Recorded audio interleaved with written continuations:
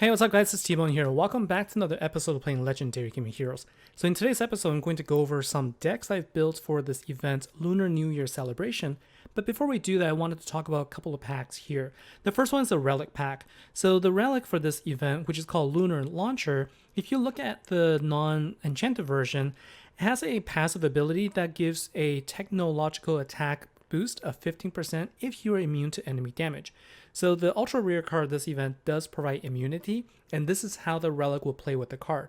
Now, having said that, I still don't believe that the ultra rare card is worth chasing. It's just that this Relic now will give you additional damage, but there are other cards that give you immunity, and we can talk about that as well. The enchanted version will give you additional boost at 20% instead of 15%. So that's the Relic there. They do stack, so that's something to keep in mind. The second thing I wanted to talk about are the starter pack as well as the revival pack here. Now, normally I don't really recommend going all the way for a revival pack because you have to go up to tier 4 and it's a chance, 1 in 4 chance that you'll get either a relic or one of those 3 cards. Now, granted, all 3 of these cards are relatively good cards to have, so it's not really a bad thing necessarily, but it does cost quite a bit. Now, for me personally, I did get the second Indasha at tier 1 because it's a really good card to use and I have in one of my decks. So if you're missing an Indasha, this could be a worthy investment. The other one is the starter pack, which is the one that contains Morte Thronos as well as Arabada. Now, unfortunately for me, I don't think Arabada is a very good card. So tier 1 really is a wash. But if you get Morte Thronos, you don't have one, this is a good card to have because it does give you a very nice cleanse ability to clear power gems, power gem silence or gem silence, etc.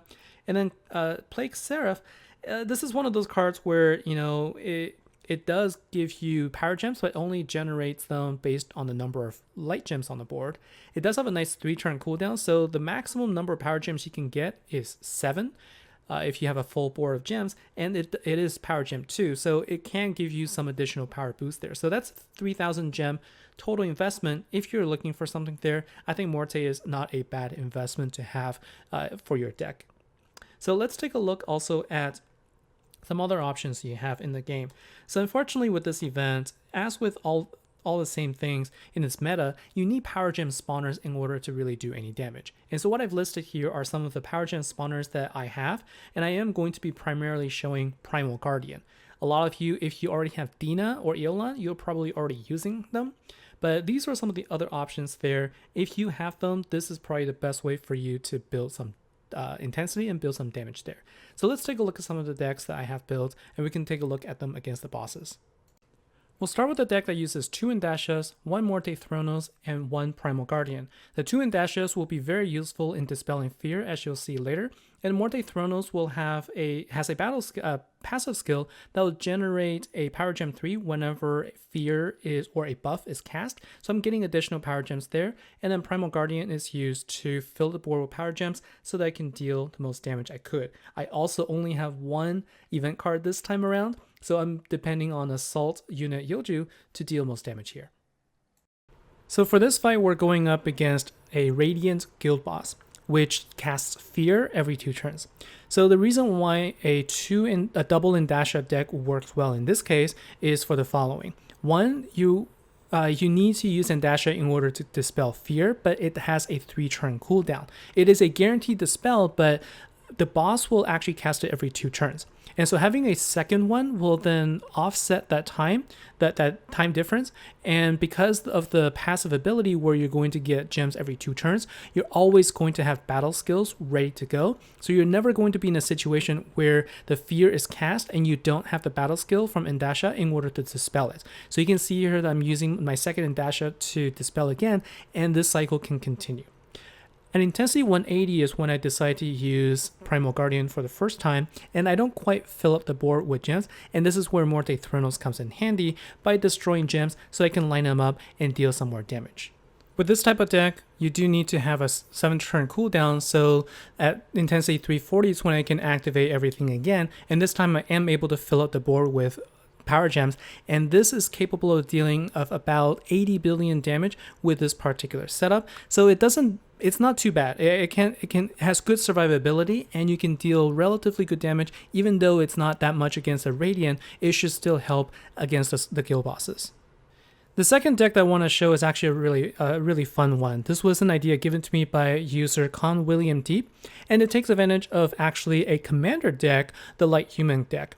So the nice thing about this deck is that it can create a lot of power gems on the board really quickly, and by doing that, you'll be able to power up the support card in order to deal more damage here. And you can see here, I've pretty much filled out the board here, and by doing a power gem swap, I'm able to deal approximately 80 billion damage right off the bat on turn 2. Now the weakness of this deck is that it doesn't handle fear very well, but one of the things that you can do is save your light gems until after fear comes into effect. So what you can do is after your cards have lost their ability, then go ahead and match as many light gems as you can, and what you'll notice is that by the next turn when fear is cast again, I actually am already back to my my battle skill, so I'm able to activate everything, and this time I'm able to deal close to 80 billion damage again on this, on the second go around, even though I was hit by fear the first time. Now this isn't going to work all the time, and the second part of the deck that is weak here is that there is no heal, so the health isn't quite sufficient against the Radiant boss, but you can see that just with a couple of hits I'm able to take out close to 200 billion with this deck, and it's actually one of my go-to decks right now for most of the Cobalt bosses because I can deal pretty good damage right out the bat for a guaranteed 15% threshold. Now there's another variation of the deck, and one that I talked about, which uses immunity. So there's a couple of cards that grant immunity. There's Tilok, which is actually part of the collection here this time, and also there is Catherine, which is a much older Slayer card, but it does take a little bit more gems to power her up.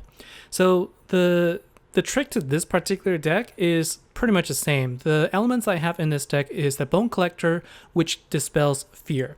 Now Bone Collector is an older warden, so not many people may have it, but another card that you could use is Alexa, which was actually one of the cards from a starter deck, and she also dispels fear, but because she's an event card, her dispel is at a much lower rate than a warden, so it's not guaranteed against a Radiant boss. And then the other card I have in play here is Aladdin, which is a really good card. It's both a commander and also a slayer, and it also heals every turn. So I can basically just not worry about doing, not worry about health and just continue, and not also worry about fear. So I've got those two taken care of, and I just need to focus on getting my intensity as high as possible.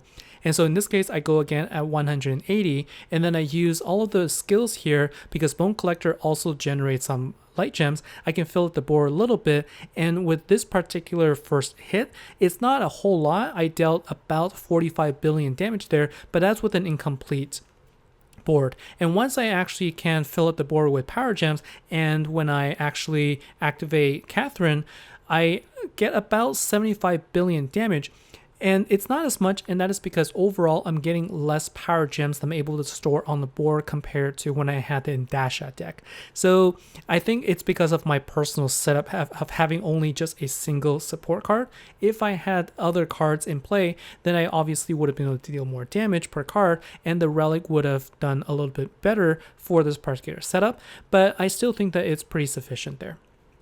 Now, of course, if you don't have power gen spawners, you can also use Daniil, which is a collection hero, in order to spawn some power gems and then use a light gem spawner to then overwrite them. In this case, I'm using Astro and Mockley's, and I'm using 2 copies of those, but there are other cards in the game that can spawn light gems as well.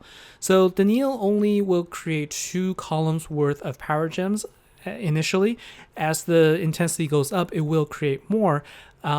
But even with the limited number of power gems there, with the relics in place and also with the spawns, you can still deal some reasonable damage. So in this case, you're dealing approximately 22 billion on the very first hit there. And like I said, as intensity goes up, it will also get better. And if you have Astro and Mockley's, you're also going to overcome some of the fear element because you're always going to be creating light gems every single turn. So just for fun, the very last deck I'm going to show today will actually feature 2 Earth Tech cards. The Unbowable Warrior really is one of the MVPs here because of its battle skill and also its passive. So the battle skill will reset the cooldown and fill the skill meter of either a Barometron, an Eleanor, or Babylonica. But really what I'm looking for here is the fact that it will increase the attack of all technological heroes by 250%. And a passive skill will also refill the skill meters of all technological heroes regardless of affinity. So its battle skill will actually increase the attack of Assault Unit Yoju, and then the revive skill will actually refill the battle skill of Primal Guardian, which is the most important card in this deck. So this deck only works against eternal bosses, and as you can see as I'm playing through here, it doesn't matter if I'm hit by fear because I really don't care. I just need to die and revive, and then all my skills will be available. And so I am able to get up to 270 intensity. And at that point, once I activate all of my battle skills and do a match, I can deal close to 200 billion damage just by one card alone. And so if I had another card from this event and I replaced Mr. Quirrell with it, I would have been able to double that damage, and I would have been able to deal close to 400 to 500 billion damage just through those 2 cards by themselves in an Eternal boss, which I think is a lot of fun. So that's all for today's episode. Thanks a lot for watching. Again, as usual, let me know what your thoughts are. Let me know what you think about this particular event and also the decks you're using. And I will see you in the next episode where we talk about the next Fire Commander event. Till then, take care.